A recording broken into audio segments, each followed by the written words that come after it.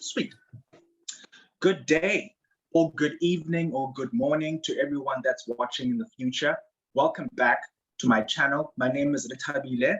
I make YouTube videos about mental health, drawing from my faith, my love for films, and all things that have to do with popular culture. As always, I am not alone. I am joined now by two guests, in addition to the person who was with us last week. I think if Ronelle, if you could introduce yourself again, and then we'll go on to the newbie, to the new person who's with us today. Late to the party. Yvonne, you knew. Late to the Welcome, party. everyone. Yes, welcome again, everyone, back to Rita's channel. I'm Ronelle, Somi, psychologist, counseling psychologist, and yeah, just here once again to raise that mental health awareness. And drum roll, we have a third person who joins us today. There you are. Hi, Go everyone. Hi, Yvonne. I'm Yvonne Chilimanzi, late to the party. I'm a counseling psychologist. But you still made it, so that's good. And I'm in private practice. I did. I'm the middle child, so I like entrances. So I have a private practice in Edenvale/Germiston in Johannesburg, and that's where I spend most of my days. And I'm excited to be here. Yeah, thank you. Seriously, thank you, the both of you, for joining us, for joining me, and just for agreeing to have these conversations. I know that you could be doing other things with your time, so I really appreciate it, and I really hope that our time together is useful in terms of what we talk about, but also for ourselves. It's a good way to be able to catch up and to help sharpen each other up, regarding the work that we do. So thank you very much. Yeah, I also run an online practice, so you'll be able to contact me and have sessions and so on. But anyway, so last week we had a conversation, Ronelle and I, and it was a basic conversation. We spoke about an introduction to what psychology is, our own individual path towards becoming psychologists. And I think it was a good conversation. It was informative, and I think it was fun. So thank you if you've already watched it. Today, we're going to be going in a slightly different direction. And what it is that we would like to speak about has to do with the path towards becoming a psychologist in South Africa. So I'm certain that different countries have different qualification and educational processes. What it is that you want to describe in a nice, informal, but informative way is what the experience is in South Africa. But before we do, let's have a good conversation with Yvonne regarding, let's say, Yvonne, can you tell us a bit about, let's say, your individual journey? Because I remember last time, Ronelle and I were speaking about our road to becoming psychologists and how that happened. So what about you? I mean, how did you wind up doing this work? Sure. I literally stumbled upon psychology when I applied to universities. I think I applied for marketing and something else. Marketing, because one of my teachers in high school had said to me, "You talk too much, you'll be a good marketer," basically. So that's how I ended up going to marketing. Advertising. Yeah, that was exactly what it was. And I think I'd always known I wanted to be in a helping industry, but being Black, and I don't know if it's just growing up in Zimbabwe, if it's just being Black, psychology is not a thing. So that was never something that was kind of opened up to me. So I figured I'd end up being a doctor, a nurse, something along those lines. Fantastic for careers. Yeah. Nurse, policeman, teacher, doctor. Exactly. The apartheid careers, I call them. Yeah. So I applied for that, and UKZN got back to me kind of late because I was coming from a different country. They literally only told me, I think, the week before. And because I hadn't heard from them for about 6 months, my sister lived in England. So I went over to visit her because I was like, well, it looks like I'm not doing anything for school. And when I got there, then I started chatting. Her random friend came to visit me. I'd never met this lady. I've never heard of her before. The day I arrived, I'm tired, jet lagged. And she's like, oh, I came to see you. And I'm like, okay, hi. And she starts talking. She said, what are you going to study in school? So I'm like, I applied for marketing. Then she just started talking about psychology. And I'm like, oh, that's a thing. Like, that's a real thing that people can That can sounds do. And I thought, interesting. that sounds quite interesting. So, and then my letter from UKZN actually came back and it was written, you've been accepted for psychology. And I thought, I didn't apply for psychology. I didn't think that was an option. Then I kind of just thought to myself, okay, so this is what I'm going to do then. I'm going to psychology.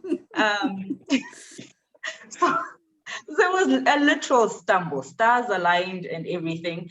Hated first year of psychology because I was just like, this has got nothing to do with what you're supposed to be doing in psychology. Like, I don't think a client is going to be like, who is the father of psychoanalysis or whatever.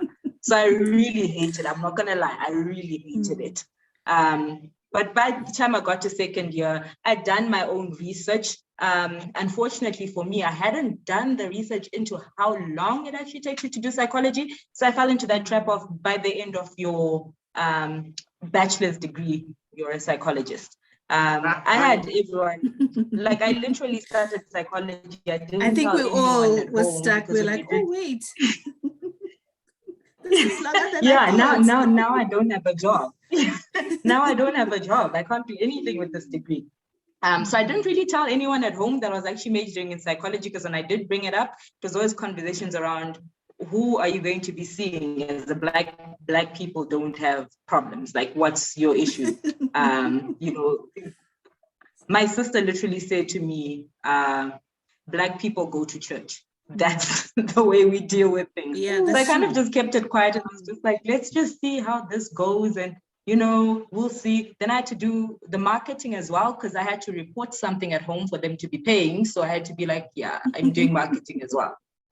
And then I think after that, in terms of how did I eventually do everything else, they were just excited that I was doing honors. So it was like, oh, she's not just stopping. So I think it was more the academics behind it. She's becoming an academic. We can get behind this. Then masters. And I think from about honors, really, I really fell in love with psychology. Like, just the possibility of this being a career. Even when I took a gap year, I was kind of doing lay counseling with organizations because I can't sit still.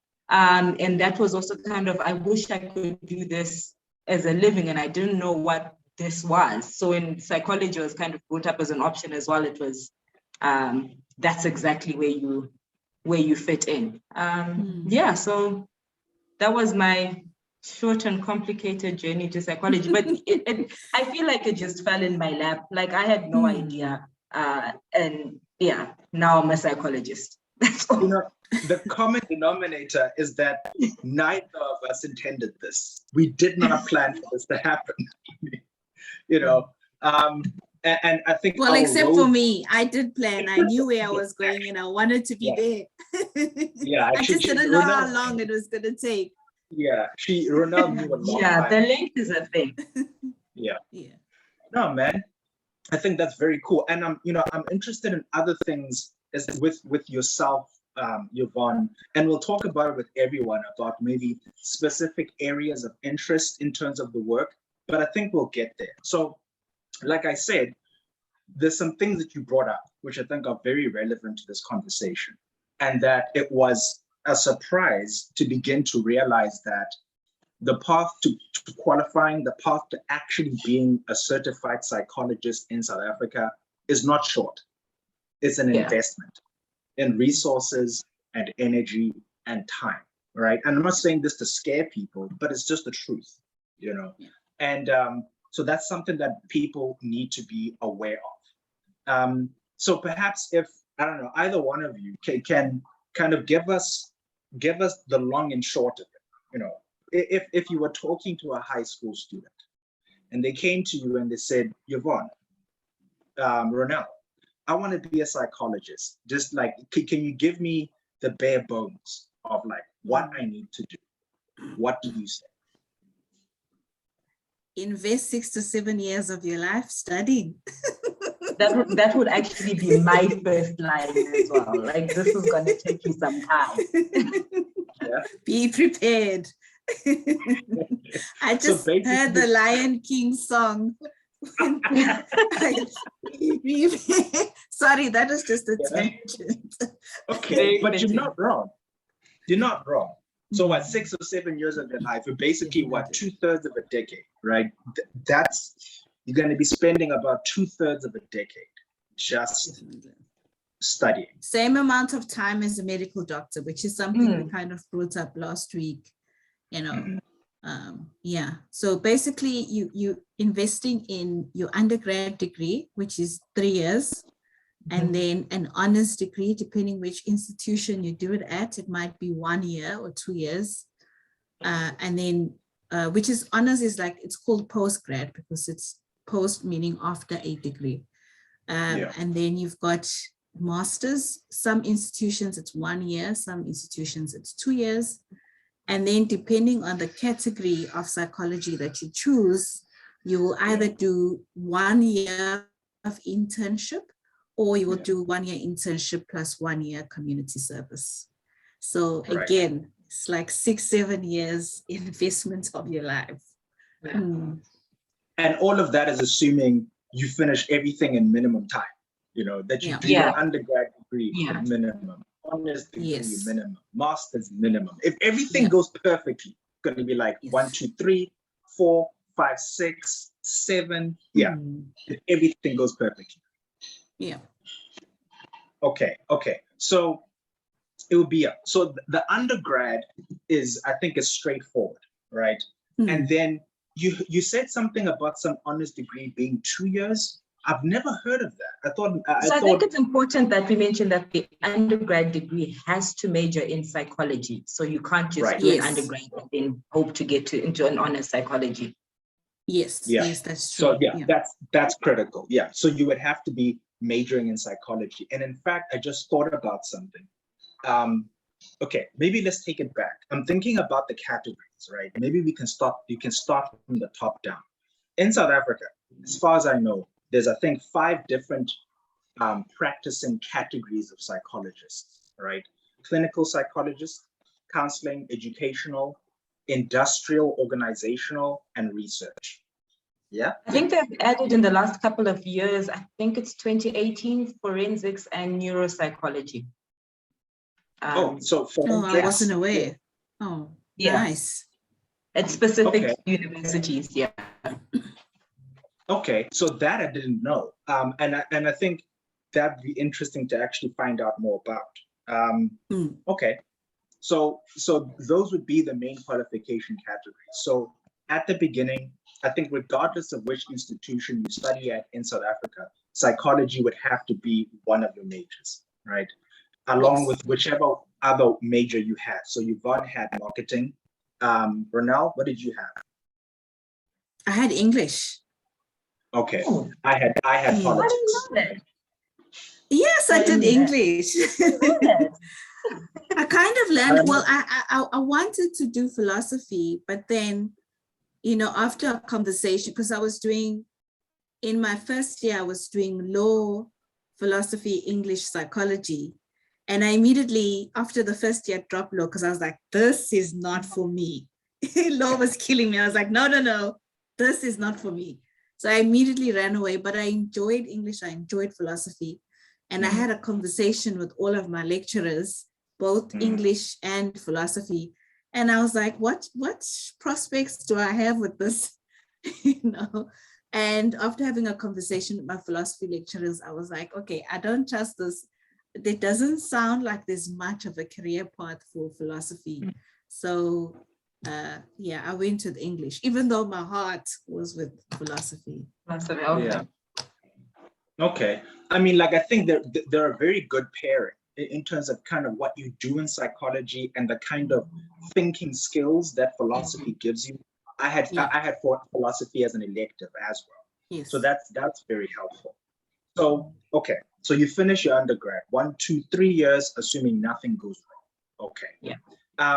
Now, as far as doing the move up to honors, right?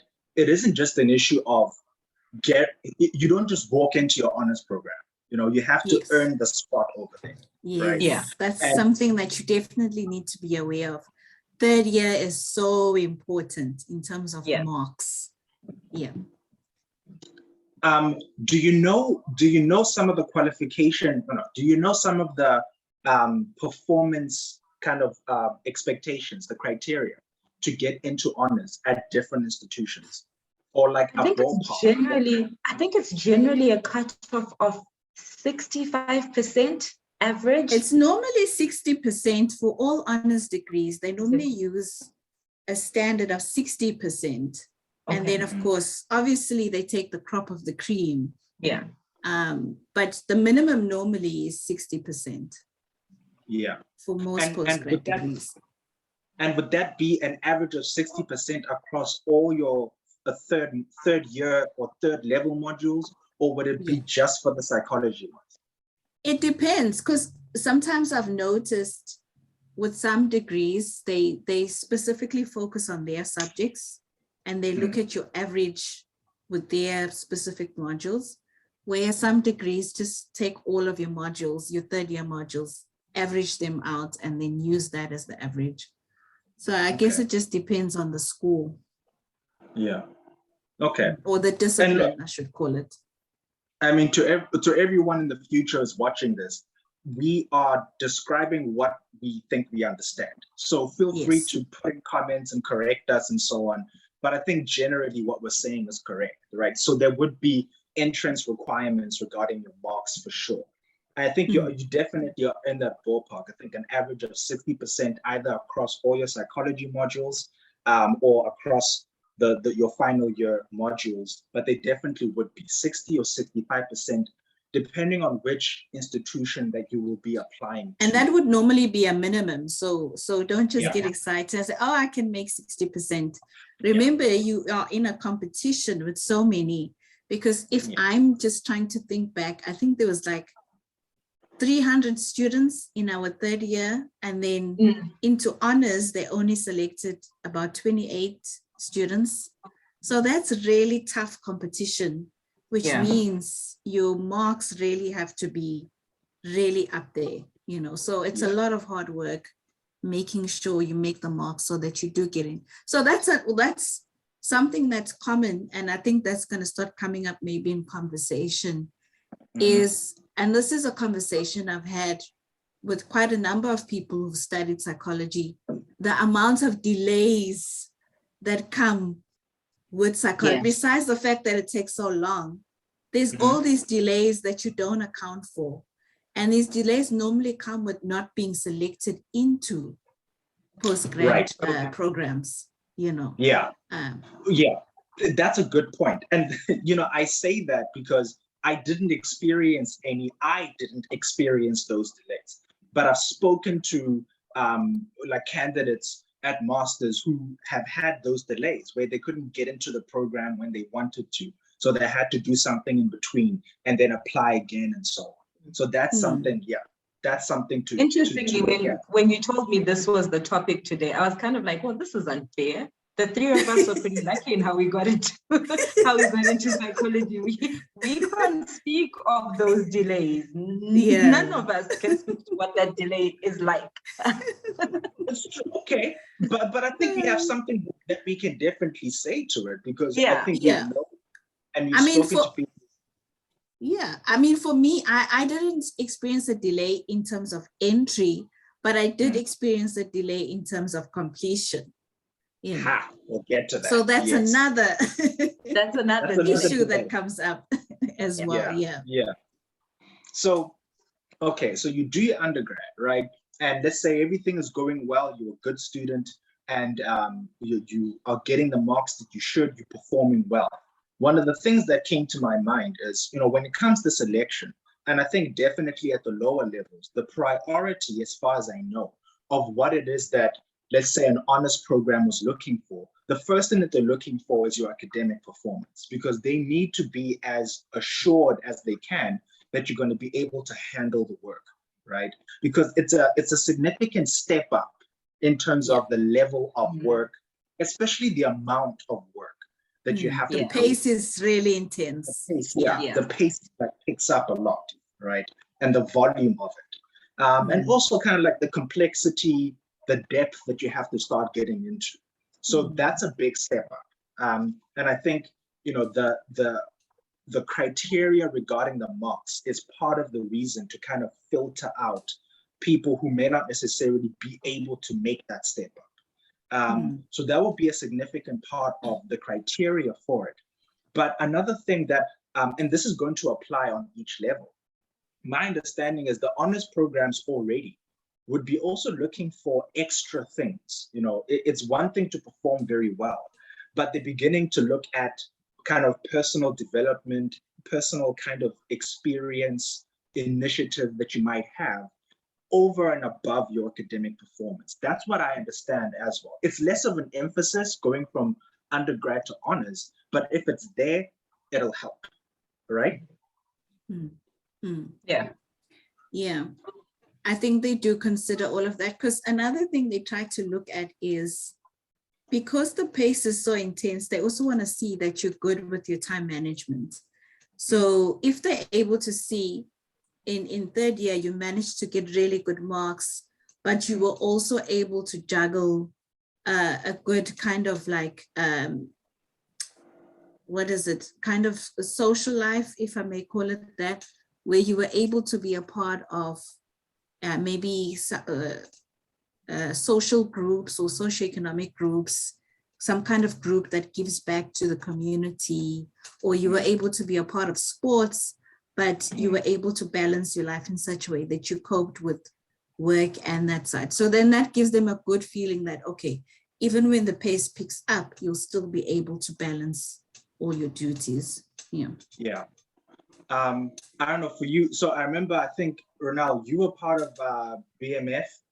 Yeah, Black Management Forum, right? Yes. So that was like an extracurricular, it was a society on campus that you were a part of. Yeah. I think I was, what else?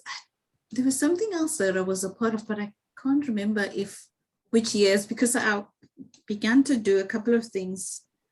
Like in residence, we had things like house comm and, you know, the or block rep, or that you could be a part of, but also we had things that you could be a part of, like mentoring. Oh yes, it was in third year. I think I was a mentor. For first years. So I did try to involve myself in a couple of things. And different universities, different institutions would have like academic support programs. And my understanding of the mentoring program, at least as it existed then at the institution that we studied at, it was senior students in a particular residence volunteering their time to academically mentor junior students in certain subjects. You know, so you would be helping students, let's say in English and in psychology, like during your third year, helping second and first level students like around your race, right? But I wasn't a part of, so there was so many different kinds of mentoring programs, because we had a mentoring program specifically for residents, which was academic. We had a first year mentoring program where for 2 weeks you would help the first years adjust to the university and, you know, kind of be their big sister or something, and lead them around and help them transition and find friends. So that's more of what I did. But there was also another program where we would go to high schools and mentor like primary school kids. So there was quite a number of programs that were happening. Okay. And Yvonne, were you part of anything like that during your days? I was. I just don't remember what it was. I was part of some society. I don't remember what we really did. But I it's such a long time ago. It's like, Yvonne, please, you're not that old. Come on, you're young. You are a young person. You can remember. I can't remember. So look, I can't remember what exactly we did, but I can tell you there was a cute guy in it. So. Oh, wow. So that was a draw factor. But, you know, I do know I was a secretary. This is the funny thing. I was a secretary of the organization, but I can't remember what we did. I really can't remember what it was that we did. I think that, let's say this, it was a good thing. We did good things. We did good things. It was a great bunch of people. I remember enjoying spending time with them, and we did do we did plan like outreach things. I just don't remember really what kinds of things we did. But that was the only thing on campus I was involved in. And then I was involved in other church groups that also kind of kept me busy as well. And I'm pretty sure I probably included that on my application for honors. So but everything counts, people. Anything you've done that's outside of and academics counts. because I mean, so let's say for myself, I think for third level politics, I was a mentor for politics students. That I think I remember, helping students with like good essay writing, planning arguments on paper. I would meet with them, I think once a week or something like that. That's one of the things that I did. But the bulk of my campus life, kind of volunteering service activities, was through the local church that I was a part of, as part of its student ministry. And that would be everything from as basic as like helping students move into res at the beginning of a semester, carrying bags and stuff like that, to be part of whatever kind of ministry programs that they were doing on campus. And that will be part of the things that I would have added on my application for honors. So in terms of, so what we're talking about here is life experience. What is it like? So community service, you know? And so that's a significant part of the criteria that they're looking for. They're looking for people who are going to be able to handle the academic requirements, but also people who are able to handle the time management requirements, but people who also show personal initiative. They're able to understand social services, and they're able to navigate that sort of world. That definitely helps. And any kind of, and another thing, any kind of like, I don't know, like lay counseling or personal counseling experience is useful, even if you weren't volunteering formally as part of something like Lifeline. But you know, the way that I think of it, opportunities that you had to help people through being able to communicate with them, I think is a significant thing. But because that is the very basic skill that is required to become a psychologist. So that's even at the undergrad level, right? So we've talked about those aspects of it. Now, here's something that comes up a lot with many students. And I think, Ronelle, you did this. How many institutions did you apply for honors? I only applied for one. For honors or for masters? For honors. I only applied for one. I didn't apply anywhere else. Unfortunately, you got in. Yes, I was I was so confident. I don't know why. I was so relaxed. I was like, I'm gonna get in. I was so fine. Yeah. But I was also really lucky that I did get in. I also applied to one. So I applied to one, but I also applied for marketing. And I think for me, it was a bit awful because I got accepted into marketing, and in third year, I had realized how much I hate marketing. Like literally marketing used to bring me to tears. So I got accepted into marketing, and then for honors, psychology was like literally quiet. And now the day for me to tell marketing if I'm accepting has come close, and I've heard nothing from psychology at all.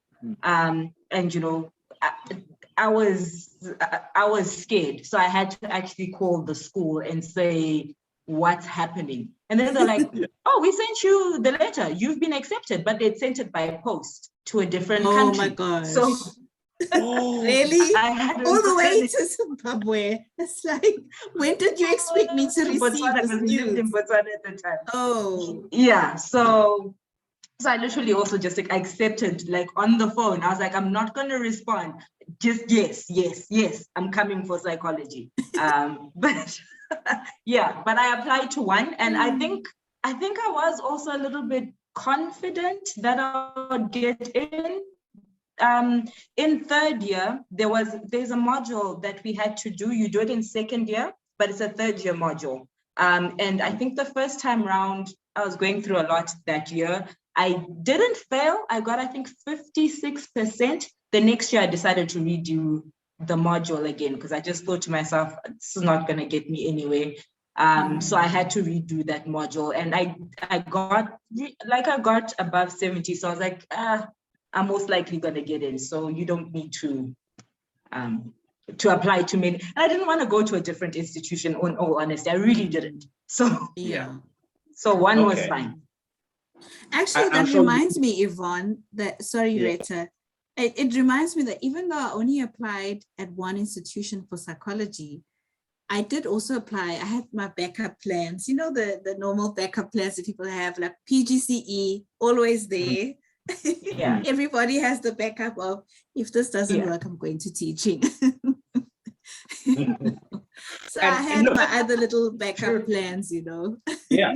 And that's an important thing. I mean, that's a whole conversation about like module selection, major selection. And I have many conversations with people about the importance of not just selecting majors on the basis of what you absolutely want to do, but selecting your other major with the idea that, like, if this doesn't work out, I will be okay with going down this road. Yeah, and that's why I chose in English, because I was like, English is going to give me some backup options.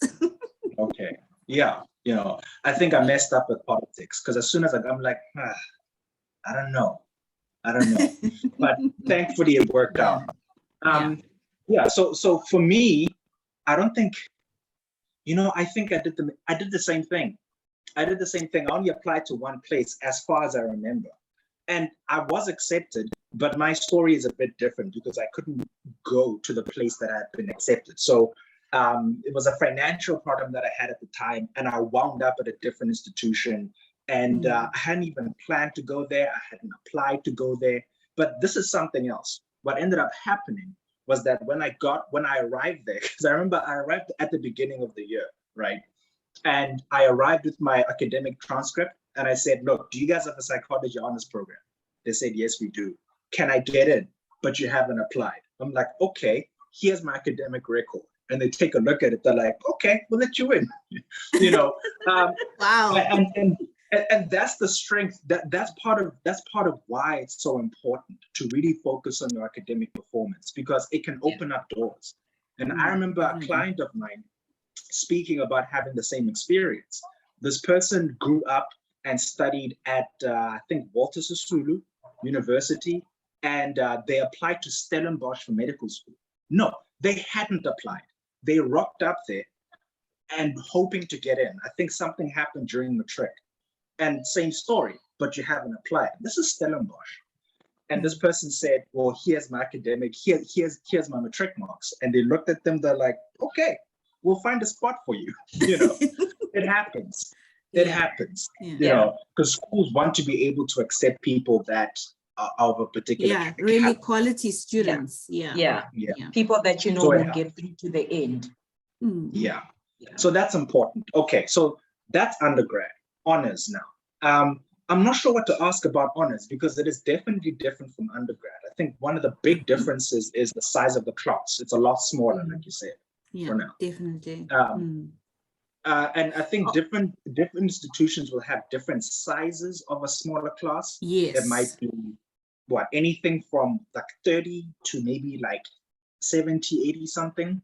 Oh, really? I don't think there's any institution that would take more than 40 students in honors. And one of the reasons why, because I remember I'd asked this question, I said, why would you downsize so much from third year to honors? Because, I mean, there's so many hopefuls. You've taken less than 10% of your students. And they said, I mean, it's simple. We don't have enough supervisors. Postgrad requires research. And so it's impossible to take so many students because you've got a limited amount of lecturers who can each only take 5 students across honors, masters, and PhD. Wow. You know, so you're very limited in terms of how many students you can take so that you don't burden your supervisors. So I was like, okay, that makes sense. Because I always wonder, I said, well, this is unfair. Why are you taking so few? But there is definitely technical limitations. But I was talking about the 2 years honors because of UNISA. So some students choose UNISA, and UNISA is more like a part-time, and their honors program is 2 years. I think you can try to push it for 1 year, I think there are some students that have done it for 1 year, but most of the students do part-time, which is 2 years. That's why I said sometimes it's 2 years. Okay. Thank you for saying that, because now that you say it, when you talk about the reasons why the classes get that smaller, now that you're talking about like the kind of the supervising burden on lecturers, I'm like, of course, that's the reason why. Because lecturers are also like, I was like an advocate. I'm like, this is unfair. Even though I got in, I'm like, where's everybody else? No, but and there was a really good explanation. They're teaching, they're researching, they're supervising. It's a lot. It's a lot. Okay, so that'll also guide that. So as far and as I think that's why also, sorry, Rita, that the academic record is so important. Research is not easy. And that's something we found out quite well in masters, like, we're getting to honors, that. That honors year was quite intense. That honors year was quite brutal. You look at it from a point of view of, I think we only had lectures half the day. If you had lectures Monday to Friday, it was literally like from 8 to 12 or whatever it is. Yes. And you think you've got all this free time to do other stuff. Honors was a nightmare. You were constantly busy, constantly having stuff that you had to do. Like you were grown. You were submitting constantly. Every week there's a submission, something is going on. Like reading. Was intense. Oh my gosh, the readings. Oh my gosh. Yeah. Okay. And so as far as the like I said, the complexity of the work, the volume of the work, that's on another level. But this is something that people may not understand. At this point, you haven't specialized. So you haven't decided which category. Yes, you haven't. Unless for the industrial and research students you have. Yes. Research, have they already? Yes, they separated in honors. Remember? No. I don't. Well, we with the research students in honors. Wait, did you say research or industrial? No. Yes. So research, we were with the honors students for research. Yes. No, we were with the research students in honors. It's industrial. They hadn't separated.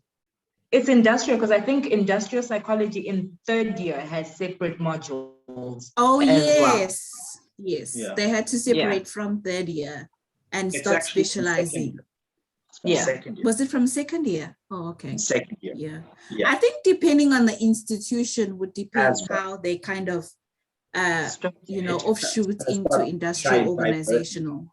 So that's something to look out for. If you're looking to qualify in research and industrial organizational, find out at the university that you're going to be applying to and studying at, when does that initial diversion happen? Because it splits up between research and then, so the main road is going to be people who are going to be practicing applied psychology. They're going to become therapists, right? Counseling, educational, and clinical. There's differences there. We'll get to that. And then the other offshoots would be research and industrial. Those might start diverting earlier or later in your academic career. At the institution that we're speaking about, it starts off as soon as undergrad, but it might be later depending on where you go. So that's something that you have to find out, depending on which category you think you're going to get into. Okay. So honors, there's lectures, check. There's tests, check. Assignments, check. Exams, check, right? Regular stuff. But then there's also a research paper you have to do. And you would have a supervisor supervising you on it. Do you get to choose your own topic, or are there like the general topics that they suggest? Each supervisor normally has a special area that they're interested in, and it would then be up to you to see, according to the supervisors, what kind of topics are they interested in, and does your topic of interest align with any of these supervisors? And then I think that's how the selection, the process normally happens. But I guess also it might depend on the institutions in terms of how they negotiate that whole process. But interestingly enough for us, besides the research paper, we also had a community project, which was like another mini research paper. Yeah. Yeah. Yes. I mean, look, I can't, because my honest experience was so different from yours. But it was everything else, yeah, including the research portion. I don't know, I can't remember if we had a community thing, but I can tell you that it was definitely different from undergrad. So the research, yeah, so you would have a community project that you're doing. It's a group project, right? Or Yes, we had that. Yeah, it was a group project, the community project. Yeah. Okay, so you would do that alongside with your research, alongside with your regular classes, assignments, tests, exams, right? So it's a lot of time that's taken. Now, let's say you get through your honors program, right? Now you have to apply again. Now you have to apply into masters. Now that's like you're entering the premier. That was a gruesome process. We had to sit for interviews. I mean, whew, that was quite stressful. Yeah. Yeah, that was really stressful. I don't know for other people how they felt. My experience was a bit better because you guys, the both of you were now in masters and I was still finishing off honors. So I could speak to you guys about the experience. So I felt like I was really well looked after in that sense. I could ask you what to expect. Lucky. What should I prepare? What's gonna happen? That kind of stuff. So it was still stressful, but it was better because I knew I could. Yeah, you're more prepared. I had people to ask. Yeah. So okay, so then from honors to masters, the entry process is quite similar. You have to apply. One, it's best to apply to multiple universities because the program is highly competitive. So let's say if undergrad is a funnel, masters is an even deeper one because the classes are even smaller than the honors classes. And then, of course, there will be an academic requirement as far as the kind of marks you got at honors. You know, they're selecting from the top down. I wouldn't be sure what the cutoff averages are, but I think it might be similar, 60, 65 at the bottom, but they're selecting from the top down. Yeah. Right. So we're not looking for minimum. What else? And then it's the same thing regarding kind of personal development, life experience, community service. All of those kinds of things matter as well.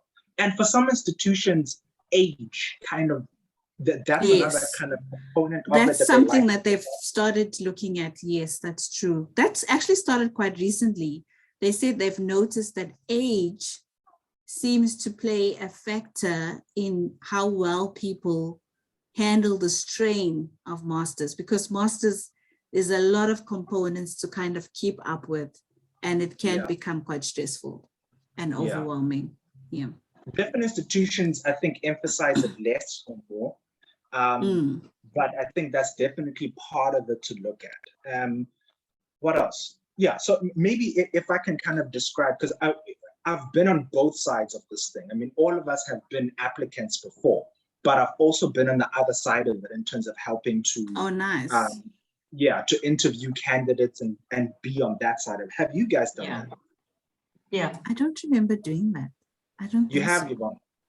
Yeah, I have. I think I probably did for about 2 or 3 years. Okay, sweet. So that's very helpful, you know.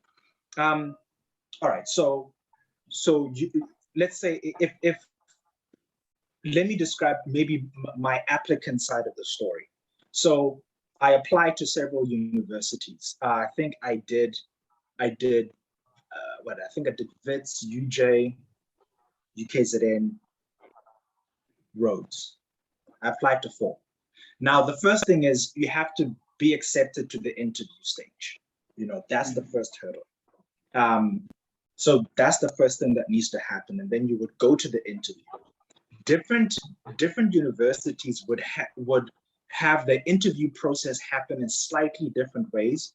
So some of them, I know the thing that can be so it can be so intimidating. Some universities will have students stay so the interviewing process is a week long usually. It isn't just one day, because you would have different activities over the course of that couple of days that you're doing.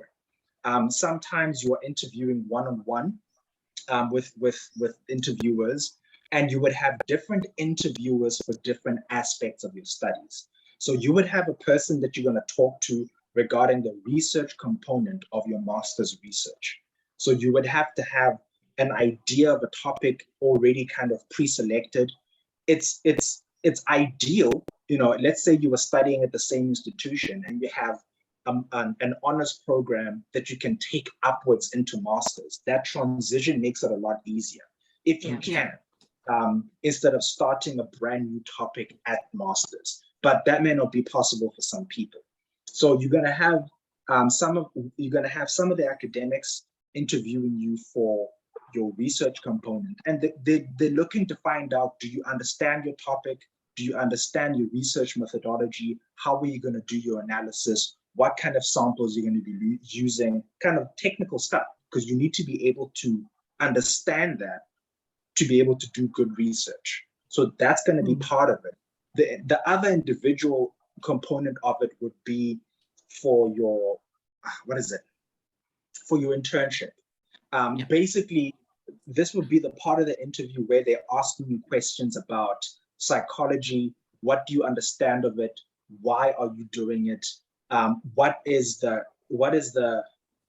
well do you understand the general mental health needs of South Africa?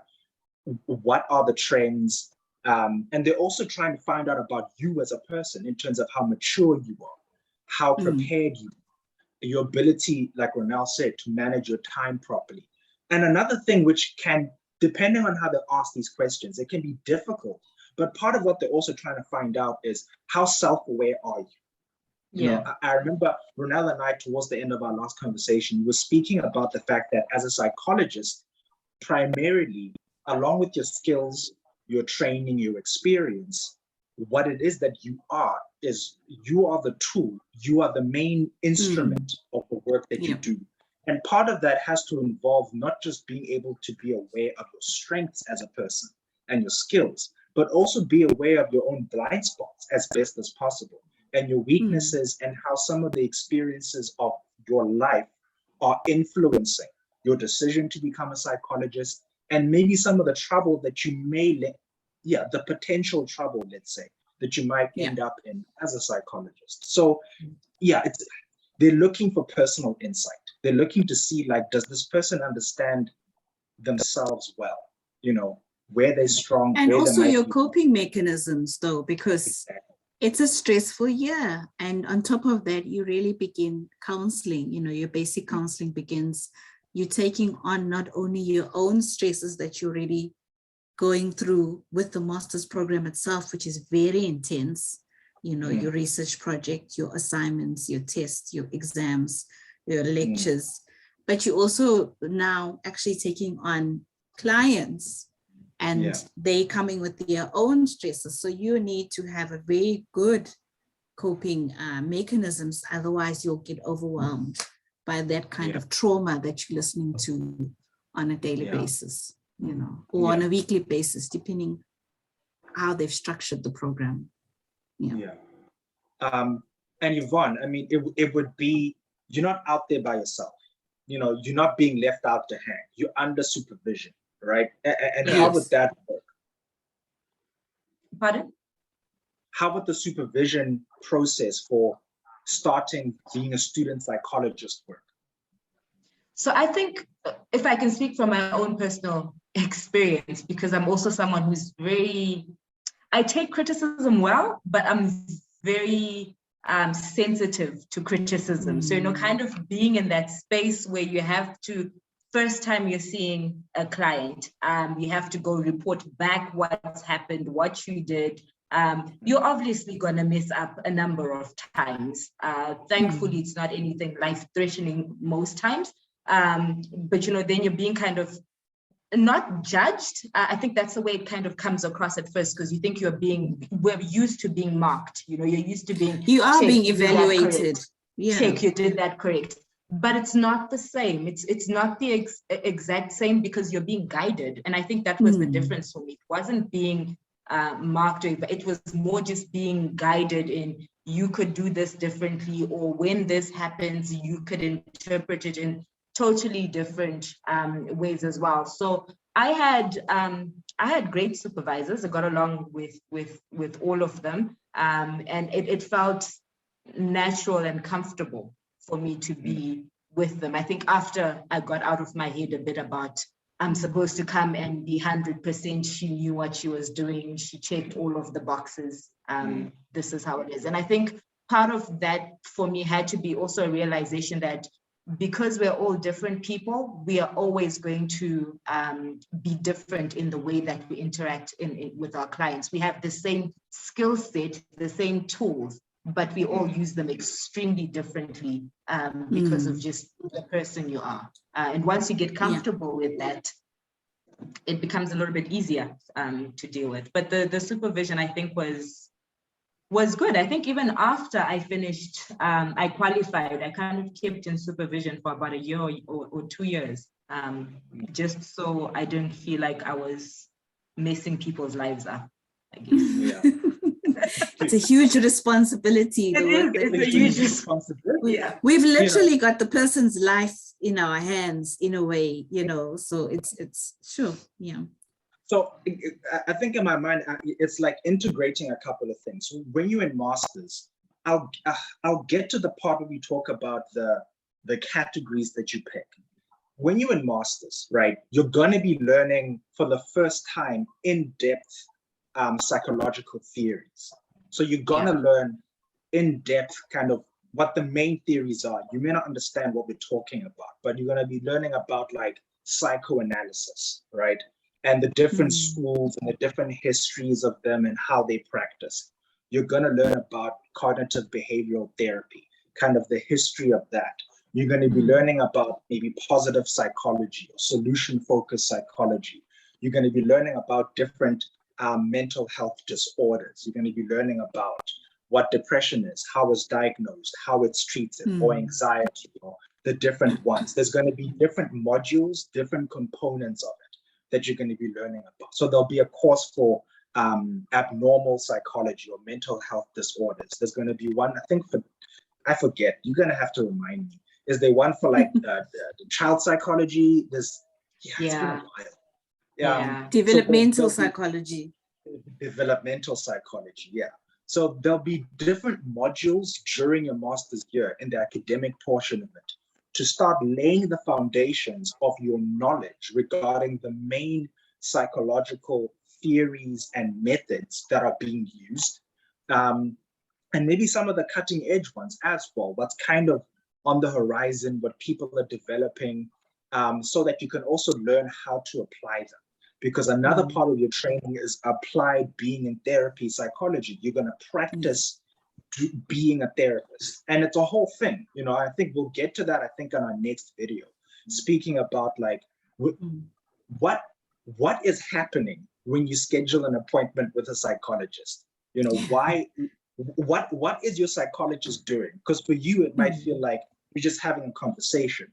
That's not what's happening for your psychologist. Your psychologist is doing so many things at the back of their head while they speak to you, and they're using certain techniques to get information out of you. It's a whole thing.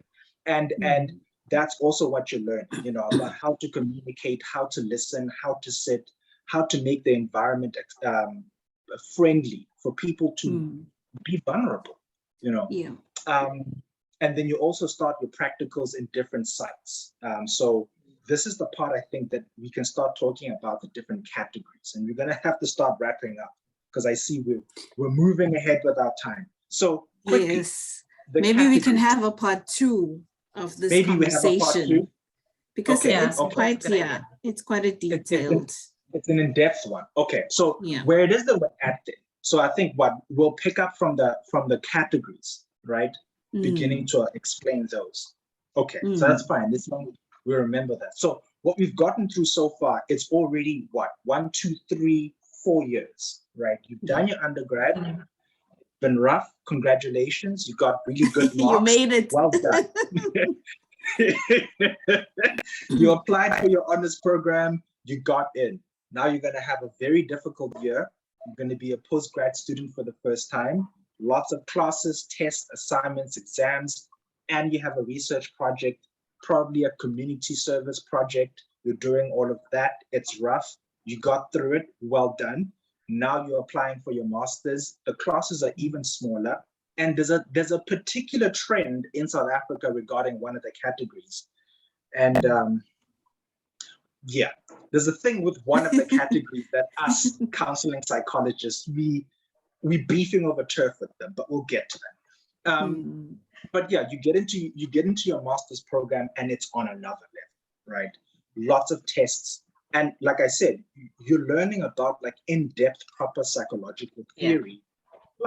So you're learning about like these methods. And these are, when you come across them for the first time, they're tools. Yeah, these are your tools. You know, these are your tools. These are your theories.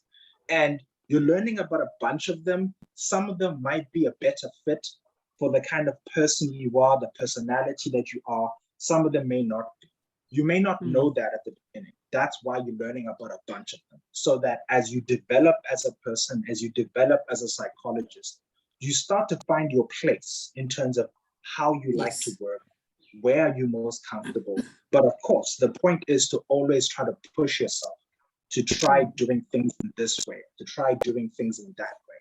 But that's a whole developmental experience post-qualification. Interestingly, sorry to just a quick sidebar, it's interesting you're just talking about finding your fit, because that's where the idea of professional identity comes in. Not only do you have your own identity as Ronelle, but now you also have an identity as Ronelle, the psychologist, and what kind of treatment tools do you like using that fits with who you are? So, So this is exactly it. This is when that idea of like, you are the tool in terms of how you work. You have to bring yourself, you know, and there's some methods that are going to be a strong suit for you. Other ones might be weaker. And for me, it's like, which ones are intuitive to my personality as well, you know? Because you have to work with your strengths. So you're learning about these theories, you're under supervision, you're not out there in the Wild West. Every week you sit down with your research supervisor. So when you're busy doing your thesis, you're busy doing your dissertation, you have a research supervisor, you meet with them. You have what are they called? Your what supervisor? Placement? Placement supervisor? What is it called? I don't know. Case supervisor. It was a case supervisor. Oh, case, yes. Thank you. So you have a supervisor who's going through the cases that you have on a weekly basis. You're sitting down, you're like, on this case, I have such and such a person.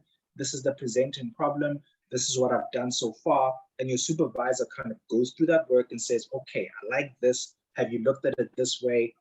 What I like to do when I've supervised is I want to ask the student, I'm not instructing them. I'm looking to see, do they understand the nature of the problem and how which theories or which way of working can help them?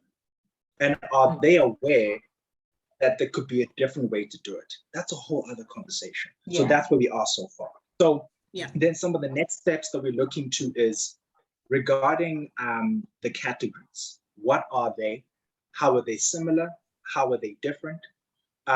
Maybe why did we choose our categories instead of the other ones? Do we regret it or not? No. Sometimes, only a little bit. Only a little bit. And I think it. Yeah. Oh wow. Okay. So that'll be categories, and then we can talk about internships, thesis. Oh my gosh, thesis. Yeah, we'll talk about that. And then board exams, and then you're a psychologist. Oh, nice. It's still a long road. It feels like we're at the end, but it's still a long road. This is really a big journey. It's a long journey. Yeah. Okay. Can you imagine doing it and you kind of get to the end of third year and you're like, okay, now I have to do honors, one more year. Okay, now now I have to do masters, and your poor parents are sitting there like, when is the money coming in? Like, you It's like, can't when do are you this finishing? forever. Now I have to do That my was a trick internship. I used Like, with my parents as well. I'm like, oh, one more year. And the following year, I'm like, oh, I didn't know, but actually there's one more year. One more year. I just kept saying, one more year. like, promise you, I'm passing. Just relax. Yeah. Okay, cool. So we can get to that. Yeah, is there anything else? Is there anything else before we wrap up that you've maybe thought about, you wanted to say? Yeah. Just thank you for watching. Yeah. And it's really Thank not you. as bad as you make it sound. It's really not that bad. Mm. Not Yeah, that bad. sorry. Yeah, we should finish off on a light. It's Thank worth you. it. The journey's It's worth it. That's the word. It's really worth it at the end of the day. Yes. Yeah. You know what? Maybe I can finish off with this. I remember by the time I got through everything, so I've done the undergrad, done the honors, did the masters, the internship, I've finished my thesis, I'm getting signed off on my internship, right? The only thing that's left is my board exam.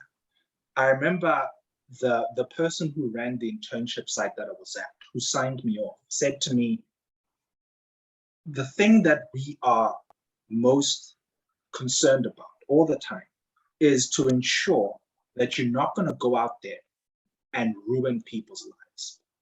That's the thing that in order to sign you off, we have to assure ourselves, satisfy ourselves that you're not going to go around ruining people's lives.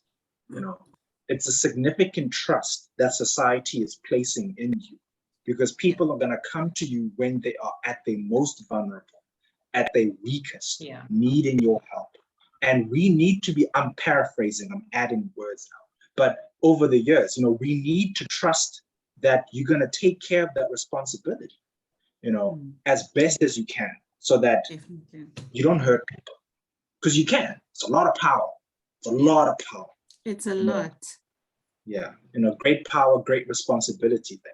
It actually makes me think of Hannibal and how he manipulated his clients while they were already at their lowest, you know. Yeah. I mean, it's scary to think the amount of damage that can be caused if the psychologist is irresponsible.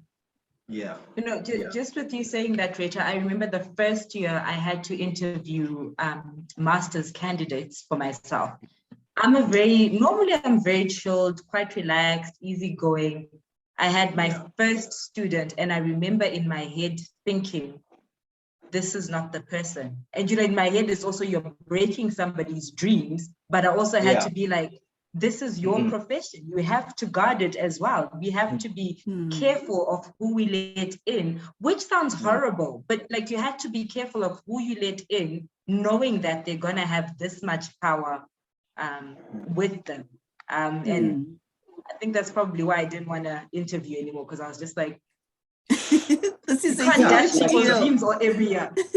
I'm like, sometimes I'm going to have to say, I think it's a no from me for these reasons. You're a gatekeeper, definitely. Yeah. But honestly, to anyone out there who's considering studying psychology, it's worth it. It's highly rewarding. I personally consider my clients to be heroes. You know, the fact that people come once a week or whenever we schedule to come, and they actually invest in asking themselves and answering the tough questions in life. And there's nothing like watching a person transform. You watch them gaining strength to strength, and you're like, this is life, bro. This is life. This is beautiful, you know? So it's definitely worth it. So we look forward to you joining us. If not for anything else, hopefully you've learned something. You've seen the mind or the insides of the minds of psychologists, and there's so much more to come. Next time, you're going to be talking about the qualification process regarding different categories and going onwards to internship, community service, if you do it, the thesis and board exams, lots more to come. So yeah, thank you very much for joining us. Depending on how well or not this channel is doing, but regardless, please ask us questions. Please use the comments and do subscribe. It's great to have people following. and we would like to have a conversation with you, suggest things to talk about, ask us questions that you would like to get answers to about this profession. And yeah, thank you, Ronelle. Thank you, Yvonne. Thank you for taking your time. Okay. No worries. All right. Thanks to the both of you. Thanks for having us. Yeah, cool. It's been lovely. Bye-bye. Bye, everybody. Bye. What is this thing? I want to stop recording. No, I'm trying to stop recording. How do I stop recording? See, There should be a stop recording button. there you are.